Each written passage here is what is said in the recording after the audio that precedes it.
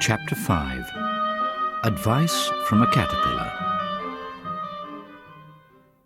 The caterpillar and Alice looked at each other for some time in silence.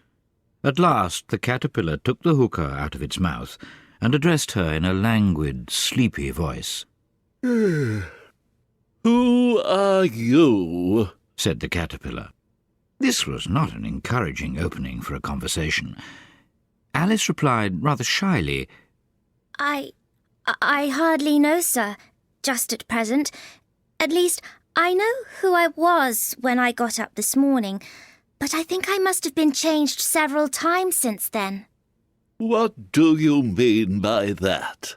said the caterpillar sternly. "Explain yourself."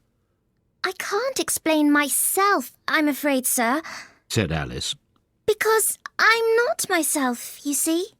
"I don't see," said the caterpillar. "I'm afraid I can't put it more clearly, Alice replied very politely. for I can't understand it myself to begin with, and being so many different sizes in a day is very confusing." "It isn't," said the caterpillar. "Well, perhaps you haven't found it so yet, Said Alice. but when you have to turn into a chrysalis, you will someday, you know, and then after that into a butterfly, I should think you'll feel it a little queer, won't you?" "Not a bit." Said the caterpillar. "Well, perhaps your feelings may be different. Said Alice. All I know is it would feel very queer to me." "You? Said the caterpillar contemptuously. Who are you?" Which brought them back again to the beginning of the conversation. Alice felt a little irritated at the caterpillar's making such very short remarks, and she drew herself up and said very gravely, "I think you ought to tell me who you are first." "Why?" said the caterpillar. Here was another puzzling question, and as Alice could not think of any good reason, and as the caterpillar seemed to be in a very unpleasant state of mind, she turned away. "Come back," The caterpillar called after her. "I've something important to say." This sounded promising, certainly. Alice turned and came back again. "Keep your temper." Said the caterpillar. "Is that all?" Said Alice, swallowing down her anger as well as she could. "No." Said the caterpillar. Alice thought she might as well wait, as she had nothing else to do, and perhaps, after all, it might tell her something worth hearing.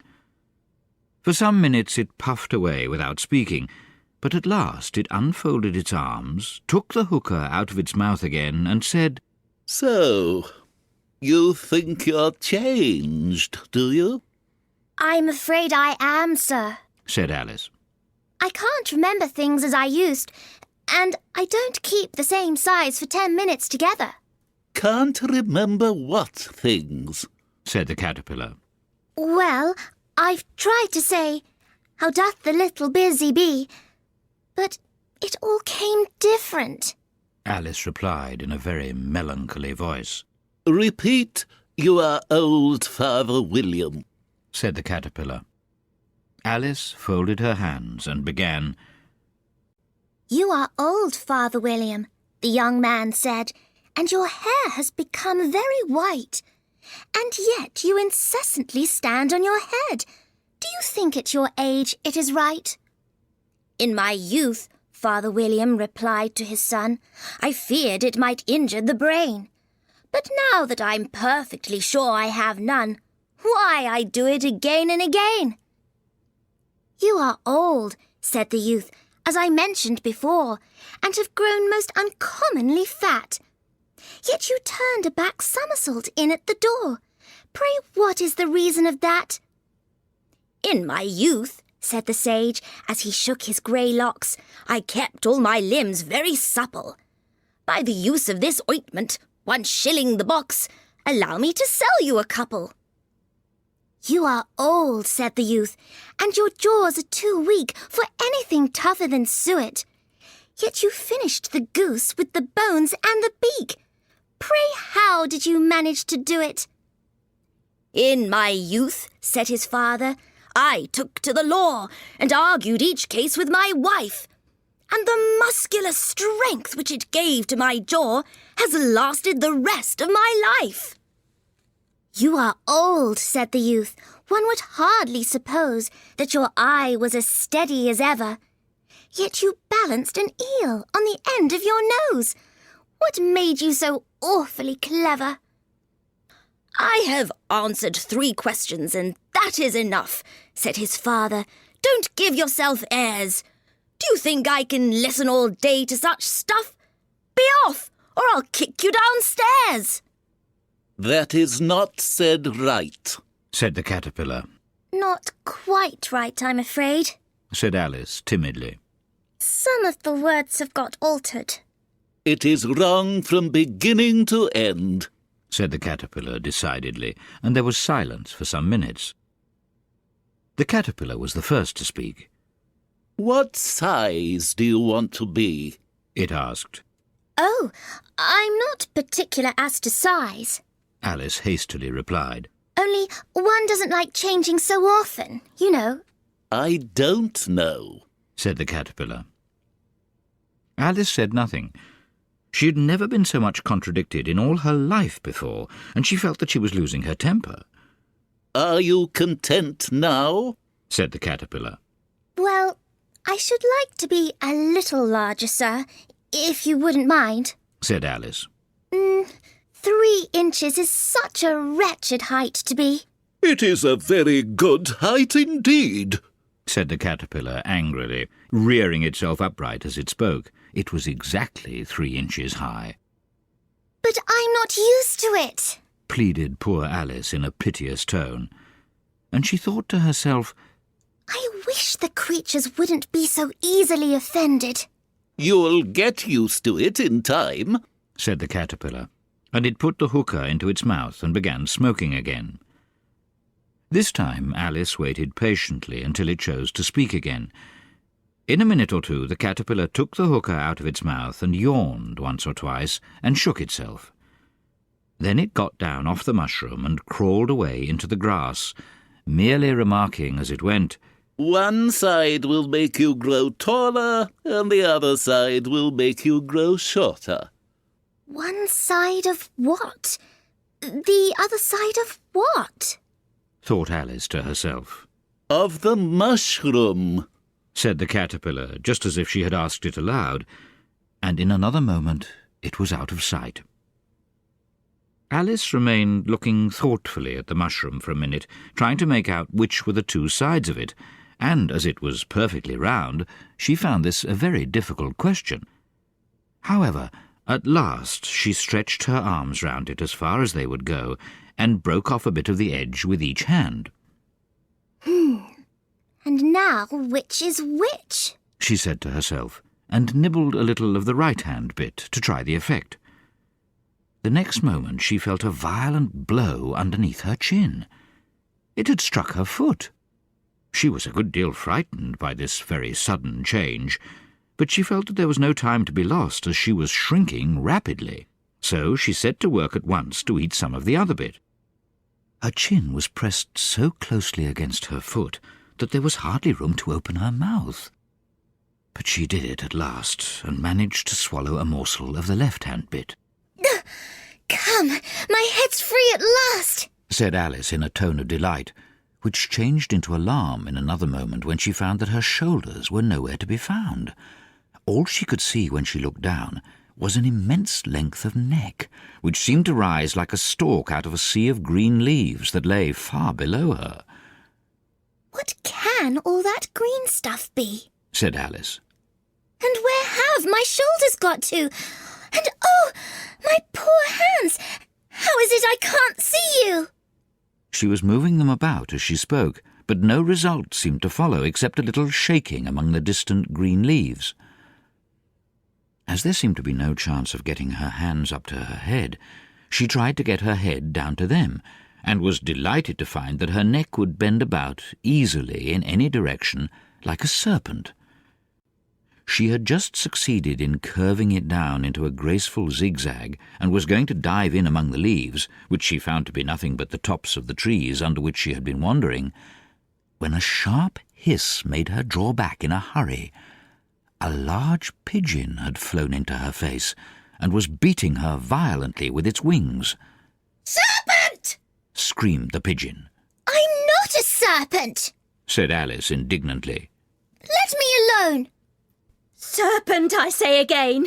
Repeated the pigeon, but in a more subdued tone, and added with a kind of sob, I've tried every way, and nothing seems to suit them. I haven't the least idea what you're talking about, said Alice. I've tried the roots of trees, and I've tried banks, and I've tried hedges. The pigeon went on without attending to her. But those serpents, there's no pleasing them. Alice was more and more puzzled, but she thought there was no use in saying anything more till the pigeon had finished. As if it wasn't trouble enough hatching the eggs, said the pigeon. But I must be on the lookout for serpents night and day. Why, I haven't had a wink of sleep these 3 weeks. I'm very sorry you've been annoyed, said Alice, who was beginning to see its meaning. And just as I'd taken the highest tree in the wood, continued the pigeon, raising its voice to a shriek, and just as I was thinking I should be free of them at last, they must needs come wriggling down from the sky. Ugh! Serpent! But I'm not a serpent, I tell you, said Alice. I'm a... Well, what are you? Said the pigeon. I can see you're trying to invent something.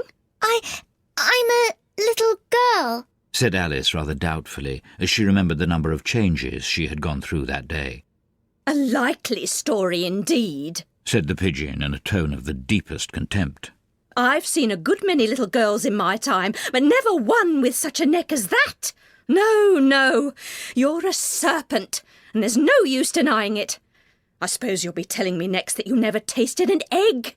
I have tasted eggs, certainly, said Alice, who was a very truthful child. But little girls eat eggs quite as much as serpents do, you know. I don't believe it, said the pigeon. But if they do, why then they're a kind of serpent. That's all I can say. This was such a new idea to Alice that she was quite silent for a minute or two, which gave the pigeon the opportunity of adding, You're looking for eggs, I know that well enough. And what does it matter to me whether you're a little girl or a serpent?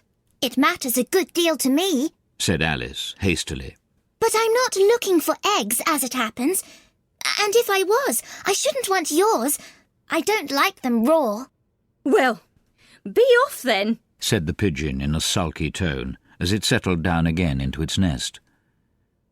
Alice crouched down among the trees as well as she could, for her neck kept getting entangled among the branches, and every now and then she had to stop and untwist it. After a while she remembered that she still held the pieces of mushroom in her hands, and she set to work very carefully, nibbling first at one and then at the other, and growing sometimes taller and sometimes shorter, until she had succeeded in bringing herself down to her usual height. It was so long since she had been anything near the right size that it felt quite strange at first, but she got used to it in a few minutes and began talking to herself as usual. Come, there's half my plan done now. How puzzling all these changes are. I'm never sure what I'm going to be from one minute to another. However, I've got back to my right size. The next thing is to get into that beautiful garden.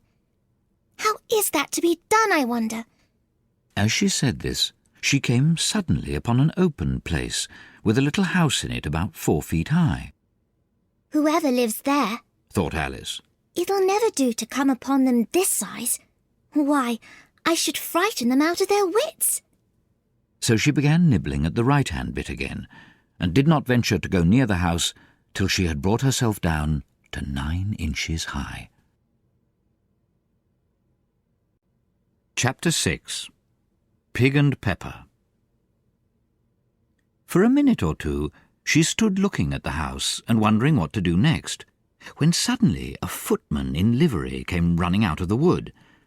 She considered him to be a footman because he was in livery. Otherwise, judging by his face only, she would have called him a fish, and rapped loudly at the door with his knuckles. It was opened by another footman in livery, with a round face and large eyes like a frog, and both footmen, Alice noticed, had powdered hair that curled all over their heads.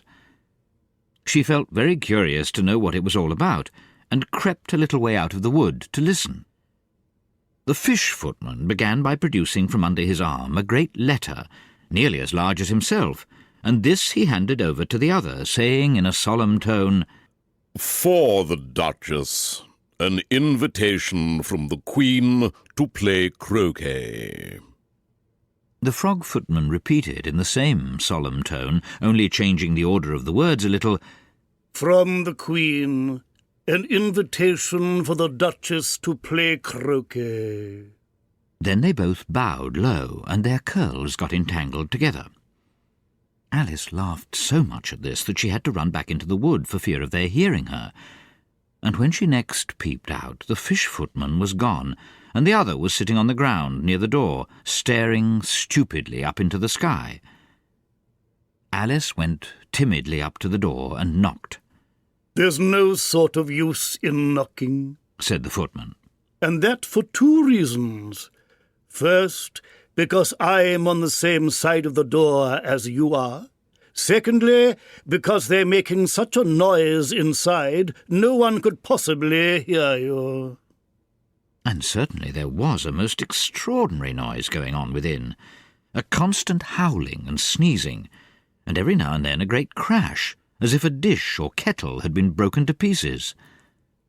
"Please, then," said Alice. "how am I to get in?"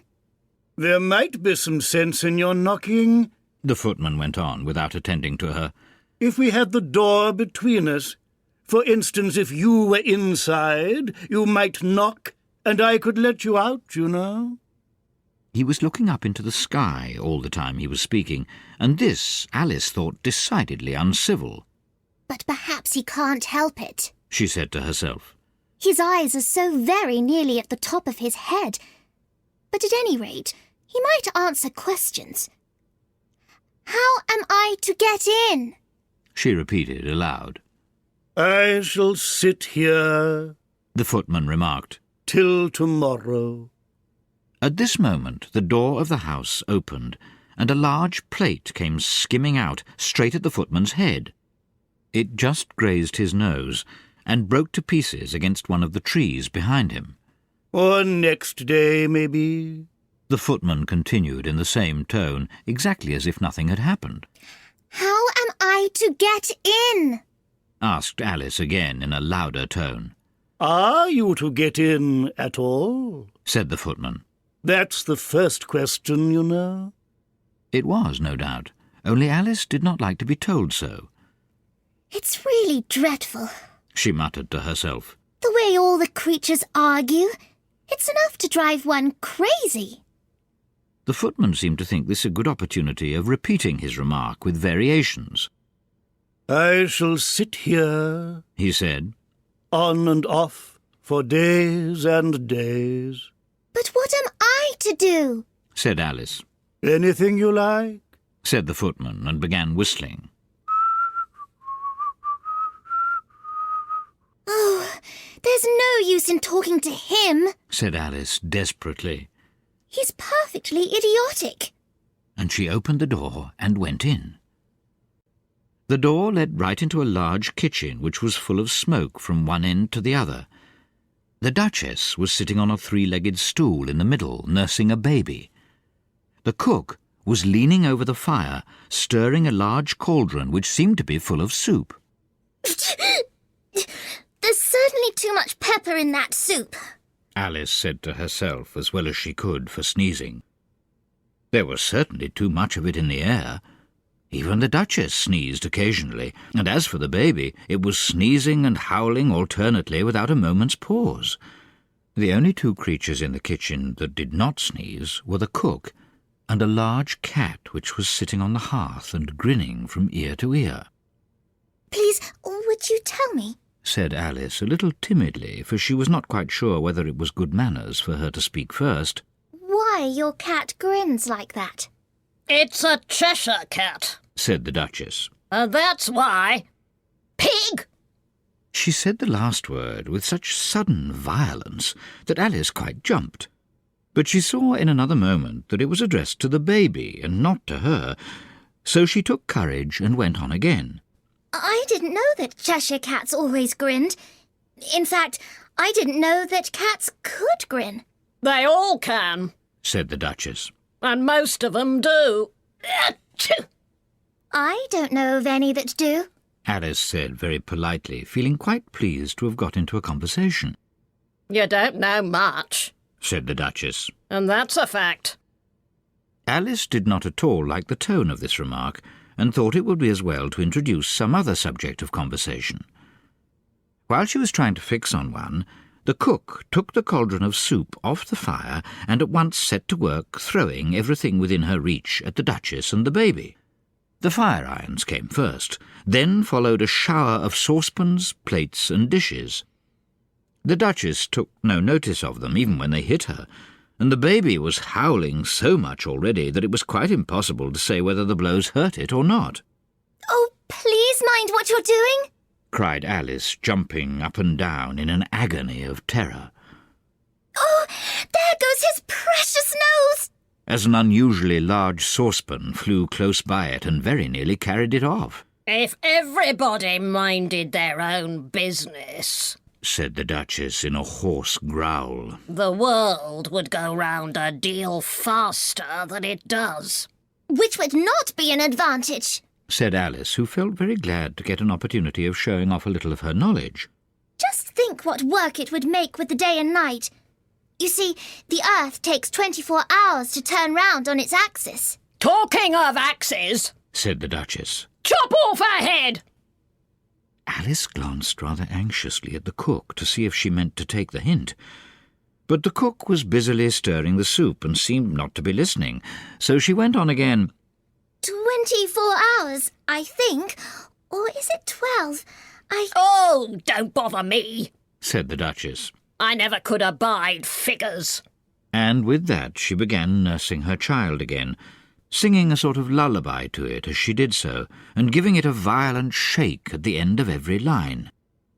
Speak roughly to your little boy and beat him when he sneezes. He only does it to annoy because he knows it teases. Chorus in which the cook and the baby joined. Wow, wow, wow! Wow, wow, wow! While the Duchess sang the second verse of the song, she kept tossing the baby violently up and down, and the poor little thing howled so that Alice could hardly hear the words. I speak severely to my boy, I beat him when he sneezes, for he can thoroughly enjoy the pepper when he pleases. Wow, wow, wow! Wow, wow, wow! Here, you may nurse it a bit if you like. Said the Duchess to Alice, flinging the baby at her as she spoke. I must go and get ready to play croquet with the Queen. And she hurried out of the room. The cook threw a frying pan after her as she went, but it just missed her. Alice caught the baby with some difficulty, as it was a queer-shaped little creature, and held out its arms and legs in all directions. Just like a starfish. Thought Alice. The poor little thing was snorting like a steam engine when she caught it, and kept doubling itself up and straightening itself out again, so that altogether, for the first minute or two, it was as much as she could do to hold it. As soon as she had made out the proper way of nursing it, which was to twist it up into a sort of knot and then keep tight hold of its right ear and left foot so as to prevent its undoing itself, she carried it out into the open air. If I don't take this child away with me, Thought Alice. they're sure to kill it in a day or two. Wouldn't it be murder to leave it behind? She said the last words out loud, and the little thing grunted in reply. It had left off sneezing by this time. Don't grunt. Said Alice. That's not at all a proper way of expressing yourself. The baby grunted again, and Alice looked very anxiously into its face to see what was the matter with it. There could be no doubt that it had a very turn-up nose, much more like a snout than a real nose. Also, its eyes were getting extremely small for a baby. Altogether, Alice did not like the look of the thing at all. But perhaps it was only sobbing. She thought, and looked into its eyes again to see if there were any tears. No, there were no tears. If you're going to turn into a pig, my dear, Said Alice seriously. I'll have nothing more to do with you. Mind now. The poor little thing sobbed again, or grunted, it was impossible to say which, and they went on for some while in silence. Alice was just beginning to think to herself, Now, what am I to do with this creature when I get it home? when it grunted again, so violently that she looked down into its face in some alarm.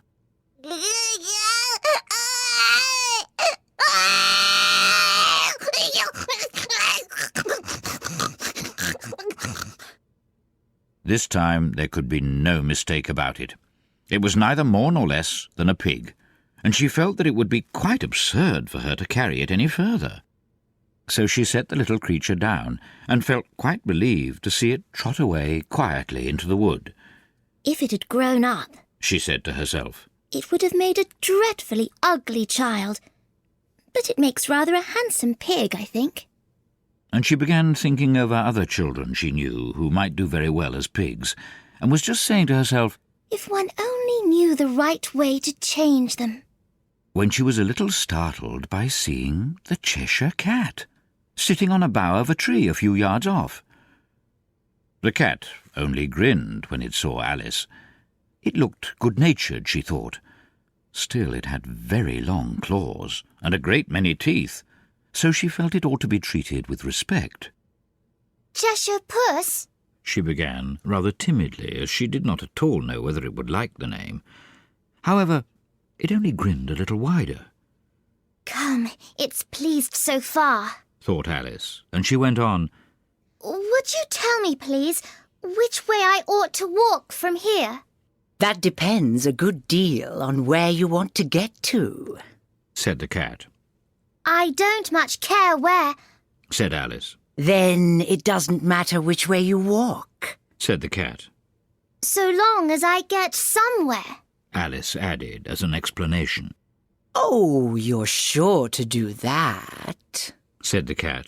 If you only walk long enough. Alice felt that this could not be denied, so she tried another question. What sort of people live about here? In that direction The cat said, waving its right paw round, lives a hatter. And in that direction waving the other paw, lives a March hare. Visit either you like. They're both mad. But I don't want to go among mad people. Alice remarked. Oh, you can't help that, Said the cat. We're all mad here.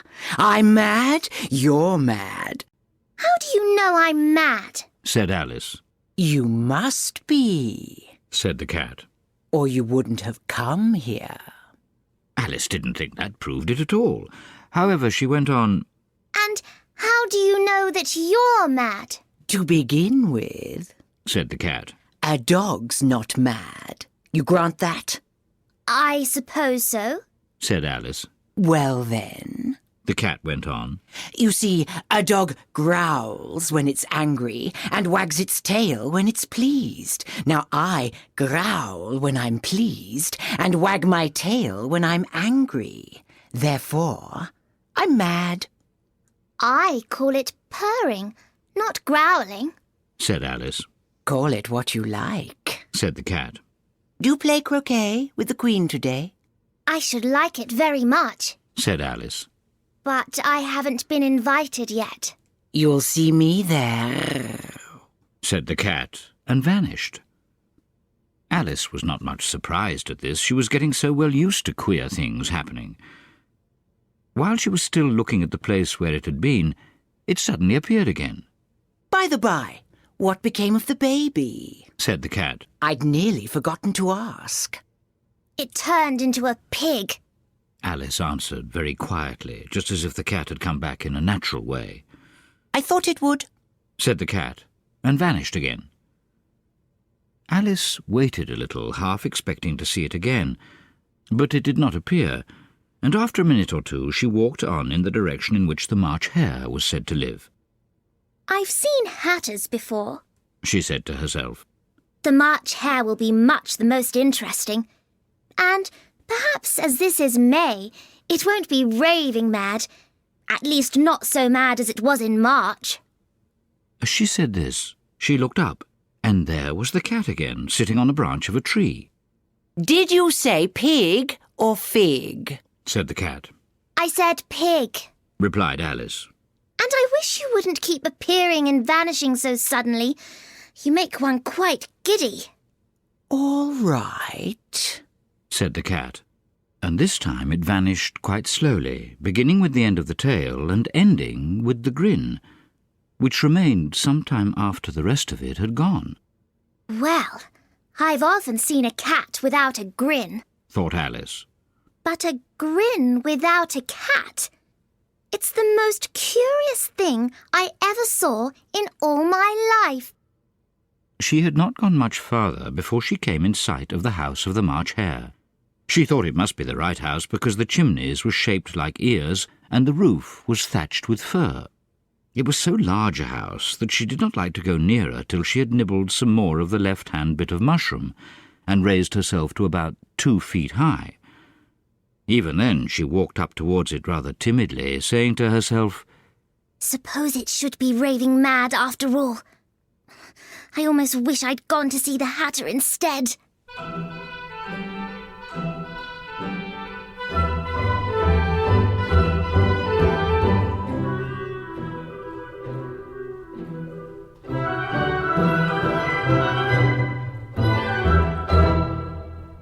Chapter 7. A Mad Tea Party. There was a table set out under a tree in front of the house, and the March Hare and the Hatter were having tea at it.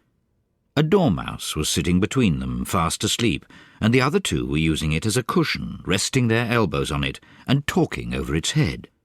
Very uncomfortable for the dormouse, thought Alice. Only, as it's asleep, I suppose it doesn't mind. The table was a large one, but the three were all crowded together at one corner of it. No room! No room! They cried out when they saw Alice coming. There's plenty of room, said Alice indignantly, and she sat down in a large armchair at one end of the table. Have some wine, the March Hare said in an encouraging tone. Alice looked all round the table, but there was nothing on it but tea. I don't see any wine, she remarked. There isn't any, said the March Hare. Then it wasn't very civil of you to offer it, said Alice angrily. It wasn't very civil of you to sit down without being invited, said the March Hare. I didn't know it was your table, said Alice. It's late for a great many more than 3. Your hair wants cutting, said the Hatter. He had been looking at Alice for some time with great curiosity, and this was his first speech. You should learn not to make personal remarks, Alice said with some severity. It's very rude. The Hatter opened his eyes very wide on hearing this, but all he said was, Why is a raven like a writing desk? Come, we shall have some fun now, thought Alice. I'm glad they've begun asking riddles. I believe I can guess that, she added aloud. Do you mean that you think you can find out the answer to it? Said the March Hare. Exactly so, said Alice. Then you should say what you mean, the March Hare went on. I do, Alice hastily replied. At least I mean what I say. That's the same thing, you know. Not the same thing a bit, said the Hatter. Why, you might just as well say that I see what I eat is the same thing as I eat what I see. You might just as well say, added the March Hare, that I like what I get is the same thing as I get what I like. You might just as well say, added the Dormouse, who seemed to be talking in his sleep, that I breathe when I sleep is the same thing as I sleep when I breathe. It is the same thing with you, said the Hatter. And here the conversation dropped, and the party sat silent for a minute, while Alice thought over all she could remember about ravens and writing desks, which wasn't much. The Hatter was the first to break the silence. What day of the month is it? He said, turning to Alice. He had taken his watch out of his pocket and was looking at it uneasily, shaking it every now and then and holding it to his ear. Alice considered a little and said, The 4th. Oh, 2 days wrong, sighed the Hatter. I told you butter wouldn't suit the works, he added, looking angrily at the March Hare. It was the best butter. the March Hare meekly replied. Yes, but some crumbs must have got in as well, the Hatter grumbled. You shouldn't have put it in with the bread knife. The March Hare took the watch and looked at it gloomily. Then he dipped it into his cup of tea and looked at it again. But he could think of nothing better to say than his first remark. It was the best butter, you know. Alice had been looking over his shoulder with some curiosity. What a funny watch, she remarked. It tells the day of the month and doesn't tell what o'clock it is. But why should it? Muttered the Hatter. Does your watch tell you what year it is? Of course not, Alice replied very readily. But that's because it stays the same year for such a long time together. Which is just the case with mine, said the Hatter. Alice felt dreadfully puzzled. The Hatter's remark seemed to her to have no sort of meaning in it, and yet it was certainly English. I don't quite understand you, she said as politely as she could. The dormouse is asleep again, said the Hatter, and he poured a little hot tea onto its nose. The dormouse shook its head impatiently and said, without opening its eyes, Of course. Just what I was going to remark myself. Have you guessed the riddle yet? the Hatter said, turning to Alice again. No, I give it up. Alice replied. What's the answer? I haven't the slightest idea, said the Hatter. Nor I, said the March Hare. Alice sighed wearily. I think you might do something better with the time, she said, than wasting it in asking riddles that have no answers. If you knew time as well as I do, said the Hatter, you wouldn't talk about wasting it. It's him. I don't know what you mean, said Alice. Of course you don't, the Hatter said, tossing his head contemptuously. I dare say you never even spoke to time. Perhaps not, Alice cautiously replied. But I know I have to beat time when I learn music. Ah, that accounts for it, said the Hatter. He won't stand beating. Now, if you only kept on good terms with him, he'd do almost anything you liked with the clock. For instance, suppose it were 9 o'clock in the morning, just time to begin lessons. You'd only have to whisper a hint to time, and round goes the clock in a twinkling. 1:30, time for dinner. I only wish it was, the March Hare said to itself in a whisper. That would be grand, certainly, said Alice thoughtfully.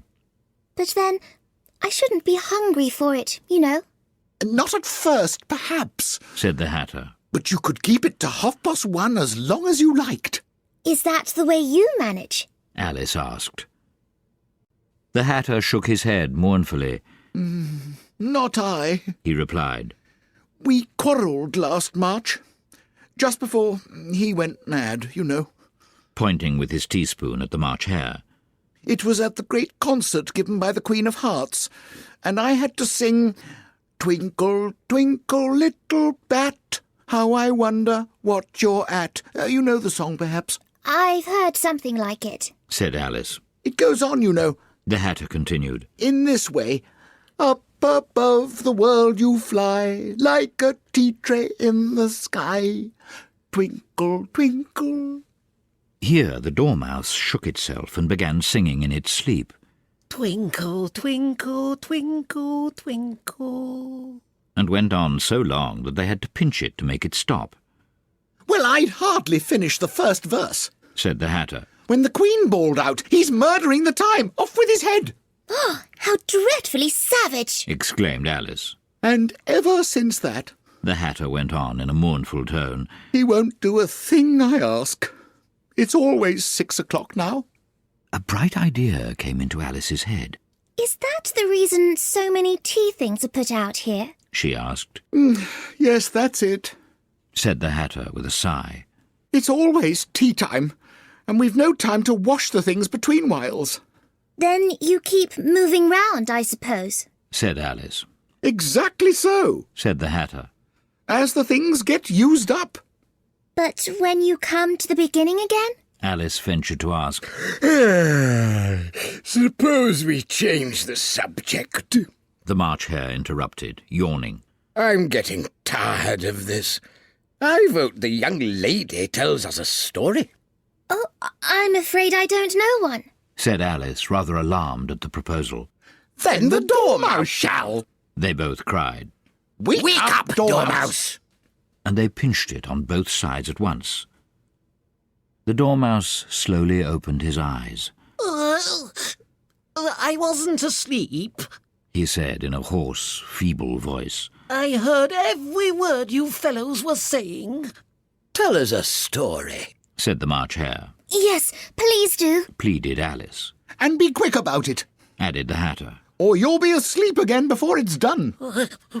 Once upon a time there were 3 little sisters, The Dormouse began in a great hurry. and their names were Elsie, Lacey, and Tilly, and they lived at the bottom of a well. What did they live on? Said Alice, who always took a great interest in questions of eating and drinking. They lived on treacle. Said the Dormouse after thinking a minute or two. They couldn't have done that, you know. Alice gently remarked. They'd have been ill. So they were. Said the Dormouse. Very ill. Alice tried a little to fancy to herself what such an extraordinary way of living would be like, but it puzzled her too much, so she went on. But why did they live at the bottom of a well? Take some more tea. The March Hare said to Alice very earnestly. I've had nothing yet. Alice replied in an offended tone. So I can't take more. You mean you can't take less? Said the Hatter. It's very easy to take more than nothing. Nobody asked your opinion. Said Alice. Who's making personal remarks now? The Hatter asked triumphantly. Alice did not quite know what to say to this, so she helped herself to some tea and bread and butter, and then turned to the Dormouse and repeated her question. Why did they live at the bottom of a well? The Dormouse again took a minute or two to think about it, and then said, It was a treacle well. There's no such thing. Alice was beginning very angrily, but the Hatter and the March Hare went, Shh, shh, and the Dormouse sulkily remarked, If you can't be civil, you'd better finish the story for yourself. No, please go on. Alice said very humbly. I won't interrupt you again. I dare say there may be one. One indeed, said the Dormouse indignantly. However, he consented to go on. And so, these 3 little sisters, they were learning to draw, you know. What did they draw? Said Alice, quite forgetting her promise. Treacle, said the Dormouse, without considering at all this time. I want a clean cup, Interrupted the Hatter. Let's all move one place on. He moved on as he spoke, and the Dormouse followed him. The March Hare moved into the Dormouse's place, and Alice rather unwillingly took the place of the March Hare. The Hatter was the only one who got any advantage from the change, and Alice was a good deal worse off than before, as the March Hare had just upset the milk jug into his plate. Alice did not wish to offend the Dormouse again, so she began very cautiously. But I don't understand. Where did they draw the treacle from? You can draw water out of a water well, Said the Hatter. so I should think you could draw treacle out of a treacle well, eh, stupid? But they were in the well. Alice said to the Dormouse, not choosing to notice this last remark. of course they were. Said the Dormouse. Well in. This answer so confused poor Alice that she let the Dormouse go on for some time without interrupting it. They were learning to draw, The Dormouse went on, yawning and rubbing its eyes, for it was getting very sleepy. and they drew all manner of things. Everything that begins with an M. Why with an M? Said Alice. Why not? Said the March Hare. Alice was silent. The Dormouse had closed its eyes by this time and was going off into a doze, but on being pinched by the Hatter, it woke up again with a little shriek and went on, That begins with an M, such as mousetraps, and the moon, and memory, and muchness. You know you say things are much of a muchness. Did you ever see such a thing as a drawing of a muchness? Really, now you ask me. said Alice, very much confused. I don't think... Then you shouldn't talk, said the Hatter. This piece of rudeness was more than Alice could bear. She got up in great disgust and walked off. The Dormouse fell asleep instantly, and neither of the others took the least notice of her going, though she looked back once or twice, half hoping that they would call after her.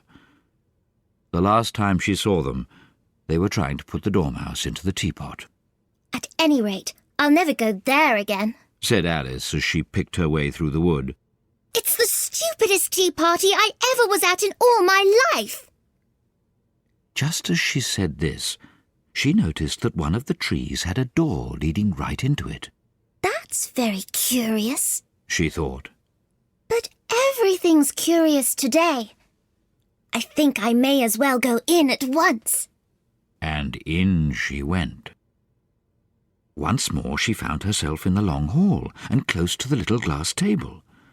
Now, I'll manage better this time, she said to herself, and began by taking the little golden key and unlocking the door that led into the garden. Then she set to work nibbling at the mushroom. She had kept a piece of it in her pocket till she was about a foot high. Then she walked down the little passage, and then she found herself at last in the beautiful garden, among the bright flower beds and the cool fountains.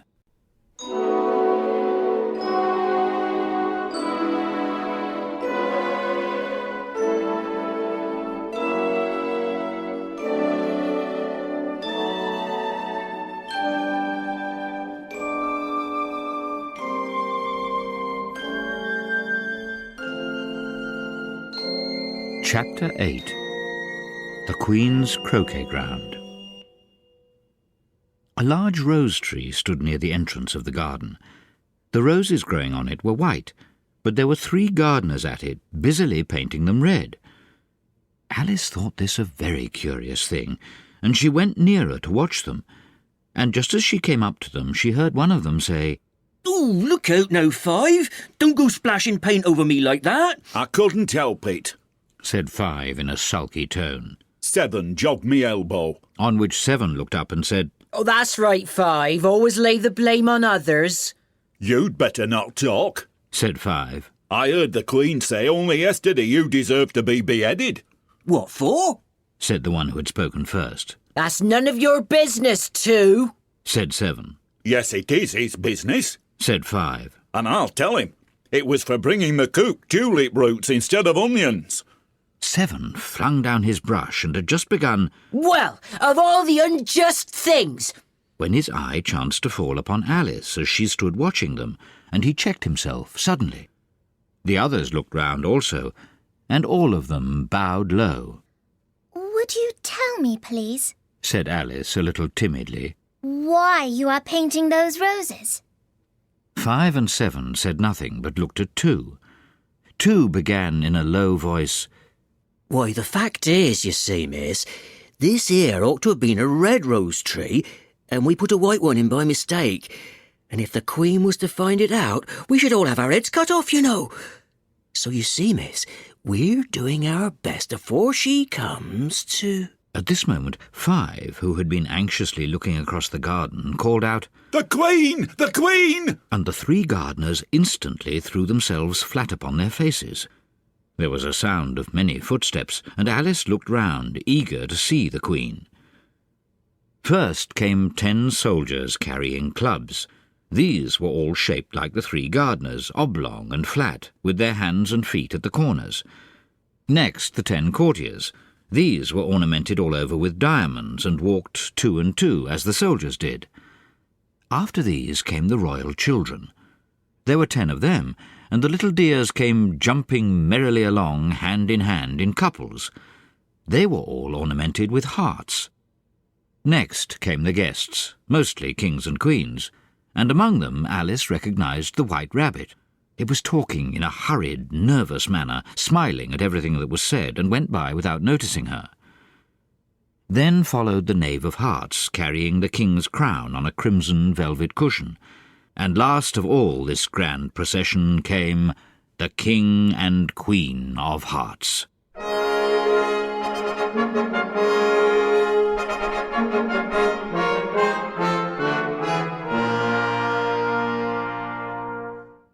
Alice was rather doubtful whether she ought not to lie down on her face like the three gardeners, but she could not remember ever having heard of such a rule at processions. And besides, what would be the use of a procession, she thought, if people had all to lie down on their faces so that they couldn't see it? So she stood where she was and waited. When the procession came opposite to Alice, they all stopped and looked at her, and the Queen said severely, Who is this? She said it to the Knave of Hearts, who only bowed and smiled in reply. Idiot! Said the Queen, tossing her head impatiently, and, turning to Alice, she went on, What's your name, child? My name is Alice, so please your Majesty. Said Alice very politely, but she added to herself, Why, they're only a pack of cards after all. I needn't be afraid of them. And who are these? Said the Queen, pointing to the three gardeners who were lying round the rose tree. For you see, as they were lying on their faces and the pattern on their backs was the same as the rest of the pack, she could not tell whether they were gardeners or soldiers or courtiers or three of her own children. How should I know? Said Alice, surprised at her own courage. It's no business of mine.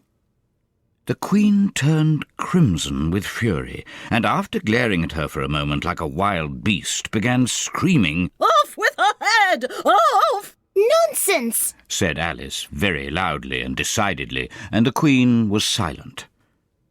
The King laid his hand upon her arm and timidly said, Consider, my dear, she is only a child. The Queen turned angrily away from him and said to the knave, Turn them over! The knave did so very carefully with one foot. Get up! Said the Queen in a shrill, loud voice, and the three gardeners instantly jumped up and began bowing to the King, the Queen, the royal children, and everybody else. Leave off that! Screamed the Queen. You make me giddy! And then, turning to the rose tree, she went on, What have you been doing here? May it please your Majesty? Said two in a very humble tone, going down on one knee as he spoke. We were trying... I see! Said the Queen, who had meanwhile been examining the roses. Off with their heads! And the procession moved on, three of the soldiers remaining behind to execute the unfortunate gardeners, who ran to Alice for protection. You shan't be beheaded, said Alice, and she put them into a large flower pot that stood near. The three soldiers wandered about for a minute or two looking for them, and then quietly marched off after the others. Are their heads off? Shouted the Queen. Their heads are gone, if it please your Majesty. The soldiers shouted in reply. That's right! Shouted the Queen. Can you play croquet? The soldiers were silent and looked at Alice as the question was evidently meant for her. Yes! Shouted Alice. Come on, then! Roared the Queen, and Alice joined the procession, wondering very much what would happen next. It's a very fine day, said a timid voice at her side. She was walking by the White Rabbit, who was peeping anxiously into her face. Very, said Alice. Where's the Duchess? Hush, hush, said the Rabbit in a low, hurried tone. He looked anxiously over his shoulder as he spoke, and then raised himself upon tiptoe, put his mouth close to her ear, and whispered, She's under sentence of execution. What for? Said Alice. Did you say, what a pity? The Rabbit asked. No, I didn't, said Alice. I don't think it's at all a pity. I said, what for? She boxed the Queen's ears, the Rabbit began. Alice gave a little scream of laughter. Oh, hush, the Rabbit whispered in a frightened tone. The Queen will hear you. You see, she came rather late, and the Queen said, Get to your places! Shouted the Queen in a voice of thunder, and people began running about in all directions, tumbling up against each other. However, they got settled down in a minute or two, and the game began. Alice thought she had never seen such a curious croquet ground in her life. It was all ridges and furrows. The croquet balls were live hedgehogs, and the mallets live flamingos. and the soldiers had to double themselves up and stand on their hands and feet to make the arches. The chief difficulty Alice found at first was in managing her flamingo. She succeeded in getting its body tucked away comfortably enough under her arm, with its legs hanging down, but generally, just as she had got its neck nicely straightened out and was going to give the hedgehog a blow with its head, it would twist itself round and look up into her face with such a puzzled expression that she could not help bursting out laughing. And when she got its head down and was going to begin again, it was very provoking to find that the hedgehog had unrolled itself and was in the act of crawling away. Besides all this, there was generally a ridge or a furrow in the way wherever she wanted to send the hedgehog to, and as the doubled-up soldiers were always getting up and walking off to other parts of the ground, Alice soon came to the conclusion that it was a very difficult game indeed.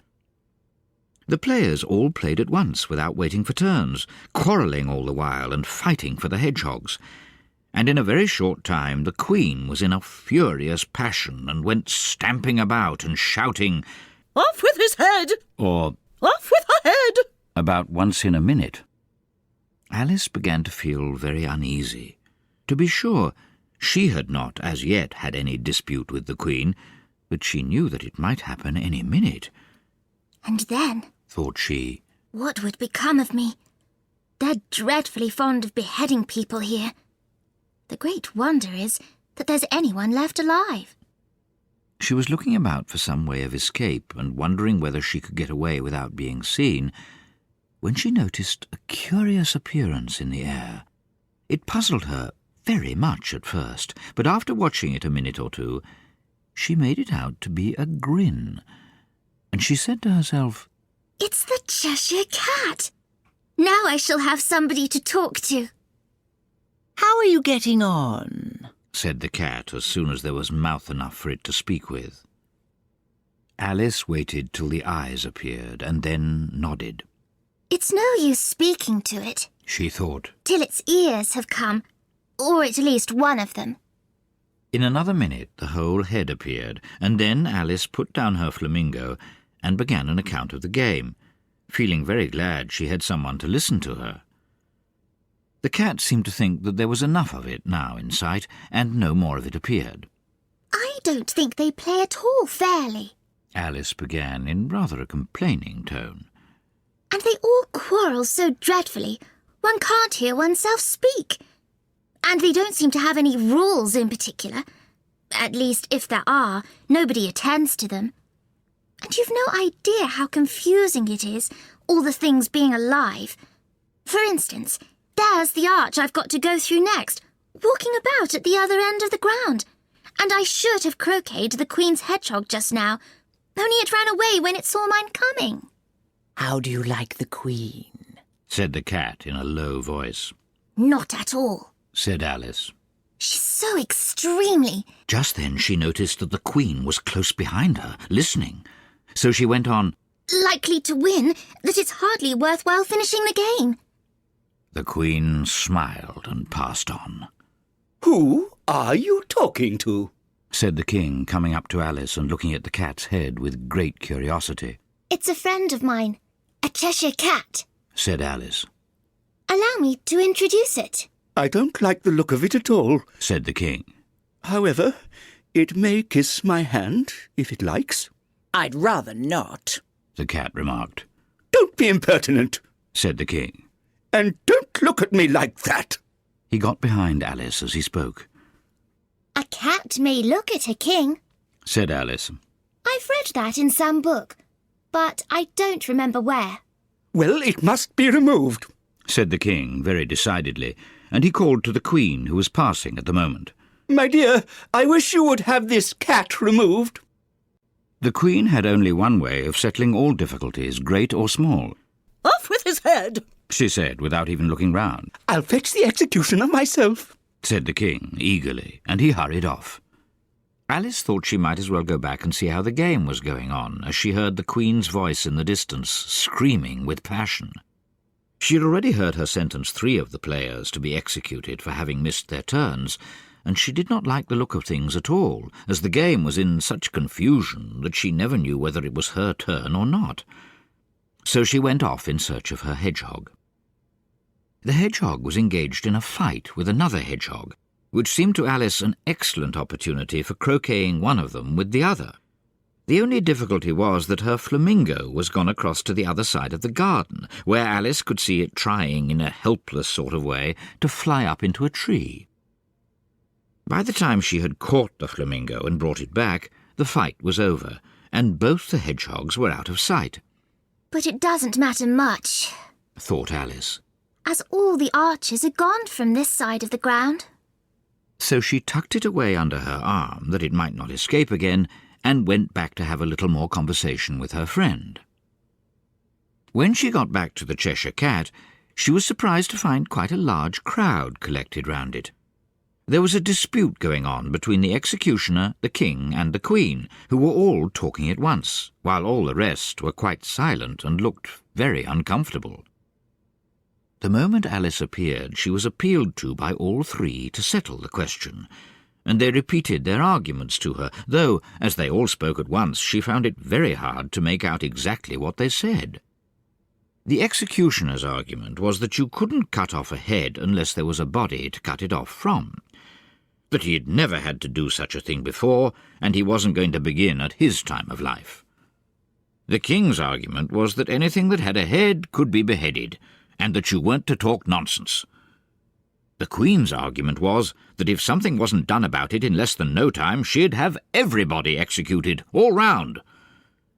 It was this last remark that had made the whole party look so grave and anxious.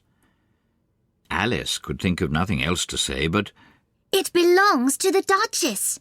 You'd better ask her about it."